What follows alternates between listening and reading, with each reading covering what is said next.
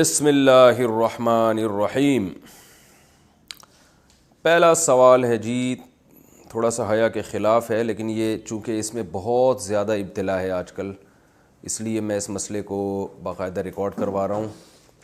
Leucorrhoea کے بارے میں کسی نے پوچھا ہے کہ اگر کسی لڑکی کو بیماری کی وجہ سے مسلسل لیکوریا کی شکایت ہو، پانی مسلسل نکلتا ہو، تو کیا اسے ہر نماز کے لیے وضو کرنا ہوگا؟ اور وہ پانی اگر کپڑوں پہ لگ جائے تو کیا کپڑے چینج کرنے ہوں گے؟ کیا ہوگا؟ نیز اگر فجر کے لیے وضو کیا تو کیا اسی وضو سے اشراق اور چاش کی نماز پڑھی جا سکتی ہے؟ یہ مسئلہ یہ ہے کہ دیکھیں، اس پانی کے نکلنے سے وضو بہرحال ٹوٹ جاتا ہے۔ خواتین کو جو مینسز کے ایام میں جو مینسز آتے ہیں نا، وہ تو مینسز ہیں، ان میں تو نماز بھی معاف ہے، روزہ بھی معاف ہے، روزے کی قضا کرنی پڑے گی، نماز کی قضا نہیں کرنی پڑے گی۔ لیکن مینسز کے علاوہ جو کسی بھی خاتون کو جو بھی پانی آتا ہے، بلیڈنگ ہو، چاہے وہ بلڈ ہی کیوں نہ آ رہا ہو، تو شریعت کی اصطلاح ہے، اس کو استحاضہ کہا جاتا ہے۔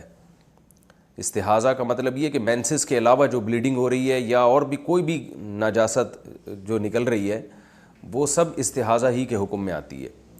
تو اس میں شریعت کا حکم یہ ہے کہ عورت پر لازم ہے کہ وہ اپنے کپڑوں کو بھی پاک کرے اور اپنے جسم کو بھی پاک کرے اور پراپر وضو کر کے نمازیں پڑھے۔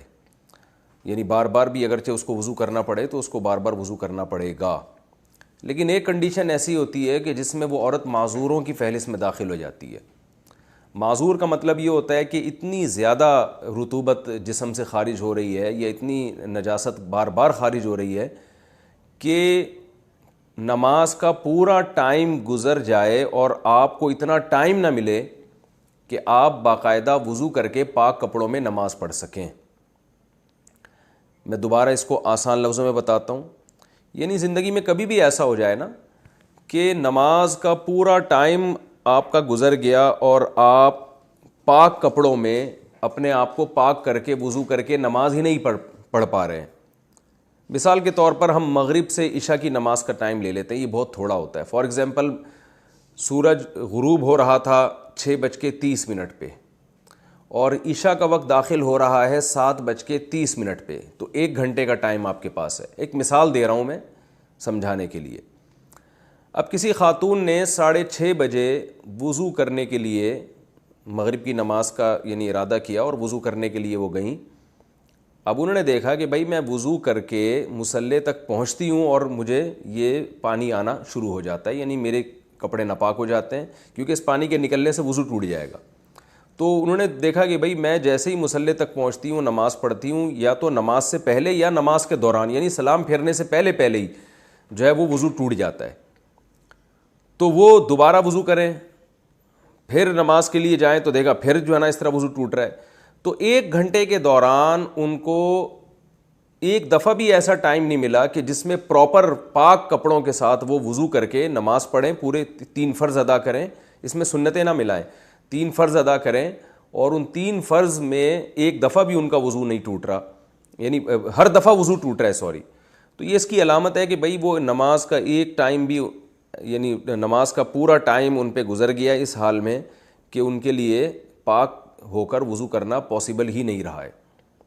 تو شریعت ایسی خاتون کو حکم دیتی ہے کہ یہ معذور میں داخل ہے۔ تو ایک ٹائم بھی نماز کا اگر اس حالت میں گزر گیا، جیسے مغرب کا ٹائم بہت تھوڑا ہوتا ہے، کسی نے تجربہ کر کے دیکھا بھائی 6:30 سے لے کر 7:30 تک 1 گھنٹے کا ٹائم ہے نماز کا، اس میں نماز قضا ہو جائے گی۔ تو اس پورے ٹائم میں کسی خاتون کو یہ اندازہ ہو گیا، یہ یعنی اندازہ لگانے کے لیے یاد رکھیں، یہ ضروری نہیں ہے کہ پریکٹیکل کریں بھی، وہ یعنی بار بار جائیں وضو کریں، ایسا کر لیں کہ ایک دفعہ وضو کر کے پوری نماز پڑھ کے دیکھیں کہ اس میں ٹائم کتنا لگتا ہے۔ تو اس ٹائم سے ان کو اندازہ ہو جائے گا کہ اس ٹائم کے اندر دوبارہ میرا وضو ٹوٹ رہا ہے کہ نہیں ٹوٹ رہا۔ تو اگر دوبارہ اسی ٹائم کے اندر وضو ٹوٹ رہا ہے تو یہ اس کی علامت ہوگی کہ بھئی آپ پورا ٹائم بھی پاک ہو کے نماز نہیں پڑھ سکتی، لہٰذا ایسی کنڈیشن میں آپ شریعت میں معذوروں کی فہرست میں داخل ہو جائیں گی۔ تو آپ پر پھر یہ شریعت یہ حکم دیتی ہے کہ جب ایک دفعہ بھی ایسا ہو جائے تو اب ایسی خاتون کے لیے پورے ٹائم کے لیے ایک دفعہ وضو کافی ہے۔ وہ ایک دفعہ وضو کریں، اسی سے فرائض بھی پڑھیں، سنتیں بھی پڑھیں، نوافل بھی پڑھیں۔ جب وہ ٹائم گزر جائے گا تو اگلی نماز کے لیے ان کو دوبارہ وضو کرنا پڑے گا، اور جس مرض میں وہ معذوری میں مبتلا ہوئی ہیں اس مرض کی وجہ سے یعنی اس لیکوریا کی وجہ سے وضو نہیں ٹوٹے گا. تو یہ مسئلہ ہے معذور کا. اب ایک دفعہ جب یہ ہو گیا نا, جیسے مغرب سے عشاء کے دوران تجربہ کر کے دیکھ لیا, بھائی پورا ٹائم گزر جاتا ہے اور اتنی فرصت نہیں ملتی کہ پاک ہو کے نماز پڑھ سکیں. تو اب یہ نہیں کہ ہر نماز میں اتنا ٹائم گزرے, ایک نماز میں بھی جب اتنا ٹائم گزر چکا ہے کہ آپ پاک ہو کر وضو نہیں کر سکتے, تو اب جب ایک دفعہ ایسا ہو گیا تو اب معذوروں کی فہرست میں داخل ہو گئے. اب ہر نماز میں آپ نے صرف ایک ہی وضو کرنا ہے اور اس سے فرائض, واجبات, سنت, نوافل جب تک ٹائم باقی ہے آپ وہ تمام نمازیں آپ اسی وضو سے پڑھتے رہیں. یعنی لیکوریا کی وجہ سے آپ کا وضو نہیں ٹوٹے گا. اور اس میں اب یہ بھی ضروری نہیں ہے کہ پورا ٹائم آپ کا جو ہے یعنی اسی میں لیکوریا میں گزرے, یہ ضروری نہیں ہے. بلکہ پورے ٹائم میں ایک دفعہ بھی اگر بلیڈنگ ہو گئی یا پورے ٹائم میں ایک دفعہ بھی اگر نجاست اس یعنی خارج ہو گئی, وہی والی نجاست جس میں بیماری ہے, یعنی یہ نہیں کہ اگر کسی پیشاب کر لیا یا کوئی اور طرح سے اگر وضو ٹوٹ گیا پھر تو ٹوٹ جائے گا وضو, اس بیماری کی وجہ سے وضو نہیں ٹوٹے گا. تو پورے ٹائم میں اگر ایک دفعہ بھی ایسا ہو گیا کہ یعنی وہ عذر لاحق ہوا اور ایک دفعہ بھی ایسا ہو گیا تو یہ خاتون معذور ہی رہے گی. یعنی پہلی دفعہ میں تو یہ ضروری ہے کہ پورا ٹائم گزر جائے اور پاک نہ ہو سکیں. اگلی دفعہ میں یہ ضروری نہیں ہے کہ پورا ٹائم گزر جائے, بلکہ پورے ٹائم میں ایک دفعہ بھی اگر بلیڈنگ ہوئی تو بھی وہ معذوروں میں ہی داخل رہیں گی. اب معذوروں سے صحت مند لوگوں کی فہرست میں آنے کے لیے یہ ہوگا کہ پورے ٹائم میں ایک دفعہ بھی بلیڈنگ نہ ہو. یعنی آسان لفظوں میں یوں بتاتا ہوں کہ معذوروں کی فہرست میں داخل ہونے کے لیے تو شرائط مشکل ہیں. پورے ٹائم گزر جائے, آپ کو وضو اور نماز آپ مکمل نہ کر سکیں پاکی کی حالت میں. کسی بھی ایک نماز کا جب پورا ٹائم گزرے گا اس طرح سے تو آپ معذوروں کی فہرست میں داخل ہو جائیں گے. لیکن معذوروں کی فہرست میں داخل ہونے کے بعد پھر اس فہرست میں باقی رہنے کی شرائط بہت آسان ہے. اس فہرست میں باقی رہنے کے لیے اتنا کافی ہے کہ نماز کے پورے ٹائم میں ایک دفعہ بھی وہ عذر لاحق ہو جائے جس بیماری میں آپ مبتلا ہیں. ایک دفعہ بھی ہو گیا تو اس کا مطلب ابھی بھی معذوروں میں داخل ہے. تو معذوروں کی فہرست سے نکلنے کے لیے اب یہ ضروری ہے کہ کسی نماز کا پورا ٹائم آپ پہ گزر جائے اور ایک دفعہ بھی عذر لاحق نہ ہو. مثال کے طور پر مغرب اور عشاء کی ایک گھنٹے میں آپ نے ٹرائی کر کے دیکھ لیا بھائی آپ پاک ہو کے وضو کر کے نماز نہیں پڑھ سکتے, تو اس کا مطلب یہ ہے کہ آپ معذوروں کی فہرست میں داخل ہو چکے ہیں. اب آپ نے دیکھا کہ عشاء کا وقت سے لے کے صبح صادق تک پورا ٹائم گزر گیا, ایک دفعہ بھی اگر لیکوریا ہوا ہے اور بلیڈنگ وغیرہ ہوئی ہے تو بھی آپ معذور ہیں.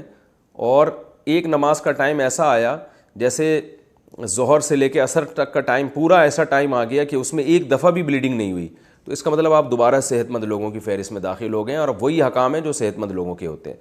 تو یہ جو میں نے مسئلہ بیان کیا یہ صرف لیکوریا کی مریض خواتین کا نہیں ہے, بلکہ ہر وہ شخص جو معذور ہو, چاہے مرد ہو یا عورت. بعض مردوں کو یہ بیماری ہوتی ہے, پیشاب کے قطرے ان کے ٹپکتے رہتے ہیں, بار بار وضو ٹوٹتا رہتا ہے. بعض لوگوں کو گیس کی بیماری ہوتی ہے, ہوا بہت زیادہ خارج ہوتی ہے ان کی پیٹ سے تو وہ وضو نہیں روک سکتے. بعض لوگوں کو کوئی زخم ہے جس میں پیپ پڑ گئی اور وہ پیپ نکل کے بہتی رہتی ہے. تو سب کا یہی حکم ہے کہ پورے ٹائم میں اگر ایک دفعہ بھی آپ کو ٹائم نہیں ملا پاک ہو کے وضو کرنے کا تو اب آپ معذوروں میں فہرست میں داخل ہو گئے. اب ہر نماز کے لیے بس ایک وضو کیا کریں, اور وہ جو عذر آپ کو لاحق ہوا ہے جیسے کوئی زخم ہے جس سے پیپ نکلتی رہتی ہے یا کوئی جو ہے پیشاب کے قطرے نکلتے رہتے ہیں کسی کو, تو اس عذر سے پھر اس کا وضو نہیں ٹوٹے گا. پورے ٹائم کے لیے ایک وضو کافی ہے.